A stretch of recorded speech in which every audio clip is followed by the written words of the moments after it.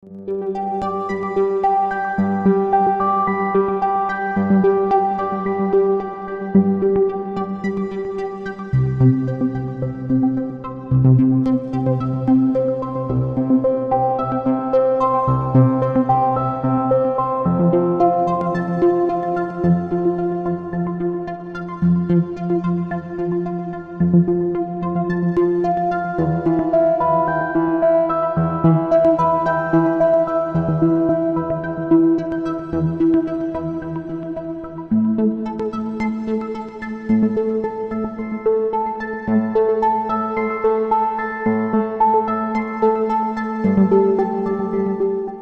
देख रहे हैं WLBS न्यूज। चैनल को सब्सक्राइब करना और बेल आइकन को प्रेस करना ना भूलें।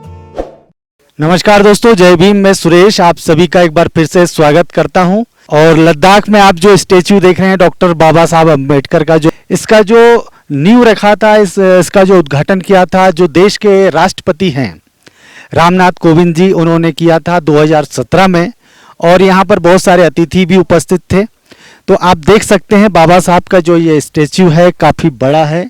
और इसके आजू बाजू जो पहाड़ियाँ हैं वह और भी अच्छी होती है जब यहाँ ठंड का समय होता है, नवंबर, फरवरी, दिसंबर के समय में यहाँ काफ़ी कहा जाता है कि कुछ बर्फ भी ढक जा। Buddha park for world peace Mahabodhi international meditation centre है ये। और यहाँ पर मेडिटेशन होता है और यहाँ पर विभिन्न प्रकार के जो बौद्ध धर्म के जो क्रियाकलाप होते हैं। तो आप ये देख सकते हैं बाबा साहब का जो स्टेच्यू है, उसके बाद में आप तथागत गौतम बुद्ध का जो ये बहुत ही अच्छा स्टेच्यू भी यहाँ पर लगाया गया है। इसके आसपास का जो नज़ारा है, यदि आप एक बार आएंगे यहाँ पर तो निश्चित रूप से आपको काफ़ी अच्छा लगेगा दोस्तों। तो हम कुछ लोगों से बात करेंगे कि वे इस स्थान पर आके वो कैसा फील कर रहे हैं।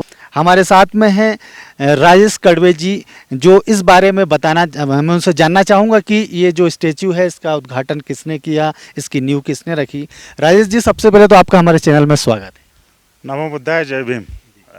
सर, मैं आपसे जानना चाहूँगा कि जो बाबा साहब का जो स्टेच्यू है यहाँ पर आप देख रहे हैं लद्दाख में, महाराष्ट्र के अंदर में, उत्तर प्रदेश के अंदर में, मध्य प्रदेश में या अन्य प्रदेशों में तो हम देखते हैं आज इस पहाड़ियों की जो वादियाँ हैं और इतनी अच्छी जगह है, और इस यहाँ पर बाबा साहब का स्टेच्यू देखकर पहले आपको कैसा फील हो रहा है ये बताइए। मुझे तो बहुत प्रसन्नता हो रही है, क्योंकि जैसे देखा जाए महाराष्ट्र में जो बहुत सारे लोग हैं उनको बौद्ध धर्म की ओर ले जाने का काम बाबा साहब ने किया है। और आज हम ऐसी धरती पर है जहां हम बोल सकते हैं कि जहां हर जगह बुद्ध का वास यहाँ पे नज़र आता है। हर जगह छोटे छोटे मठ बने हैं, विहार बने हैं। ऐसी जगह पर बाबा साहब की प्रतिमा होना अपने आप में गर्व की बात लगती है कि नहीं। ऐसा लगता है कि यहाँ के जो बुद्धिस्ट है लद्दाख के और महाराष्ट्र के जो बुद्धिस्ट है उनके बीच में कुछ कनेक्शन होने वाला है, कुछ कनेक्शन पैदा होगा इससे बाद में। तो बहुत प्रसन्नता हो रही है। अच्छी यहाँ पे सबसे पहली बात तो प्राकृतिक वादियाँ बहुत अच्छी है, और इसके बीच में इतना रमणीय स्थल होने के साथ साथ यहाँ पे इतनी शांतता है। यहाँ पे बहुत सारे लोग मेडिटेशन के लिए और मान के चलिए बुद्धिज़्म जो टूरिस्ट सर्किट है इसके हिसाब से घूमने के लिए आते हैं। पर महाराष्ट्र के लोगों को, बहुत सारे लोगों को नहीं पता है यहाँ के बारे में। तो यहाँ पे बाबा साहब का स्टेचू लगाने से ये तो ज़रूर फ़ायदा होगा कि लोग, महाराष्ट्र से लोग देखने आएंगे और यहाँ से उनको बुद्धिज़्म के बारे में और ज़्यादा बातें पता चलेगी। और सबसे बड़ी बात यह है कि जो देश के राष्ट्रपति है उनके हाथों इसका उद्घाटन हुआ था। अगस्त 2017 में देश के जो राष्ट्रपति हैं महामहिम श्री कोविंद जी, उनके हाथों इसका उद्घाटन हुआ है। और हमारे महाराष्ट्र के जो श्री हर्षदीप कांबळे जी है, वो एक सामाजिक कार्यकर्ता है, वो एक वरिष्ठ अधिकारी है महाराष्ट्र शासन में और सामाजिक कार्यकर्ता है। उन्होंने यहाँ पर, उनकी पत्नी और उन्होंने यहाँ पर इस मूर्ति को दान किया है। और ये जो पूरा परिसर आप देख रहे हैं ये महाबोधि एसोसिएशन लद्दाख के अंतर्गत आता है, और इसको अच्छे तरह से अभी डेवलप किया जा रहा है। और इस डेवलपमेंट की जो एक कड़ी है, यहाँ पे जो विकास हो रहा है उसकी एक कड़ी में एक छोटा सा प्रयास यहाँ पे महाराष्ट्र वालों ने किया है, ताकि महाराष्ट्र वालों को इस जगह से जोड़ा जा सके। और यहाँ पे लिखा है महाबोधि इंटरनेशनल मेडिटेशन सेंटर, मतलब ये अंतर्राष्ट्रीय स्तर का यहाँ मेडिटेशन बनाने की संभावना। जी अंतर्राष्ट्रीय, क्योंकि हम लोग देखेंगे कि मेडिटेशन के लिए, जिसको हम विपश्यना बोलते हैं, हमारे और भी जगह पर है, पर महाराष्ट्र में भी इगतपुरी में है, और महाराष्ट्र में बहुत सारी छोटी, जो भी इगतपुरी बहुत बड़ा सेंटर है।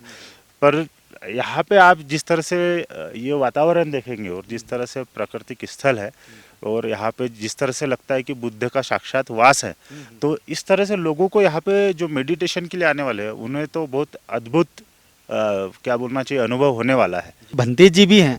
मैं दर्शकों को बताना चाहूँगा, यदि आज हम यहाँ पर पहुँचे हैं या हम लद्दाख यदि आए हैं, तो वो कहीं ना कहीं भंते जी का उनके वजह से ही हम यहाँ पे पहुँचे हैं, और उनकी वजह से ही हम इतना अच्छा यहाँ की जो जानकारी हमें प्राप्त हो रही है, तो हम उनका आभार भी प्रकट करते हैं। और भंते जी, आपका हमारे चैनल में बहुत बहुत स्वागत करता हूँ। आपको भी धन्यवाद। भंते जी, ये महाबोधि इंटरनेशनल मेडिटेशन सेंटर जो बन रहा है या बन चुका है मेरे ख्याल से, तो इसके बारे में आप क्या कहना चाहेंगे कि यहाँ पे क्या क्या होता है और क्या होना चाहिए? यहाँ पे जैसे कि मेडिटेशन सेंटर चल रहा है, वो स्कूल भी, और ज़्यादातर यहाँ पे इंटरनेशनल मतलब बाहर से ही ज़्यादा आ रहा है मेडिटेशन के लिए, और बच्चों को जो स्कूल में उनके लिए मेडिटेशन किस तरह से करना है उसके बारे में सिखाया जा रहा है। कि पूरे लद्दाख में या लेह के अंदर में कितने ऐसे बुद्धिस्ट प्लेस हैं, स्थान हैं, जो हमारे देश के जो विभिन्न प्रदेशों के जो लोग हैं जो यहाँ पहुँच नहीं पाते हैं, उन्हें इसके बारे में जानकारी नहीं है।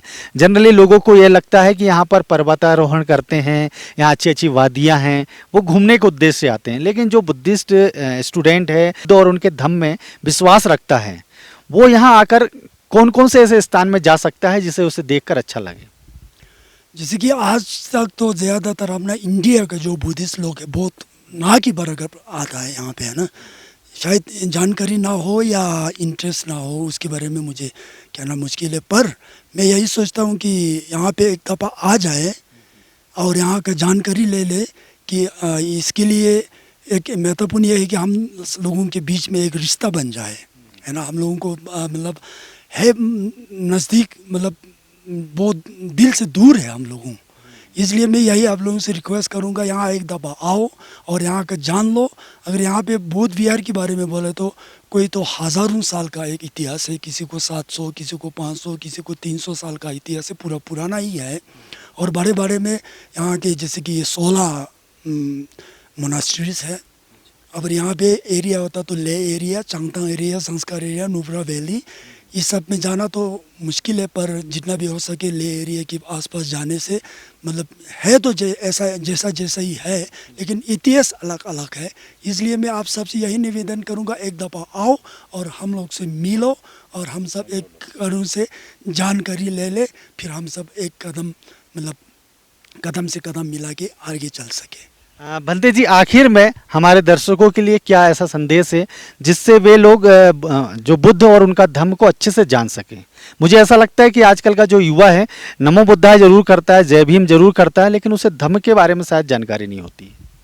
नमो बुद्धाय, केवल नमो बुद्धाय से तो हम लोग जैसे कि बुद्धिस्ट बनना और बुद्धिज़्म को जानना ही इससे अब मतलब सीमित रखेगा तो हम लोग कुछ भी मतलब बुद्धिज़्म के बारे में सवत जो है ना हमको नहीं मिलेगा। बुद्धिज़्म एक ऐसा है कि पूरा अपना ज़िंदगी भर अगर पढ़ेगा ख़त्म नहीं होगा। और जैसे कि डॉक्टर अंबेडकर जी है, डॉक्टर अंबेडकर जी ने जब बुद्धिस्ट को ज्वाइन किया, बुद्धिज़्म को फॉलो किया, ये मुझे मेरा ऐसा कहना है कि बुद्धिज़्म जो है एक शिक्षा का फंडर मतलब बहुत कुछ है।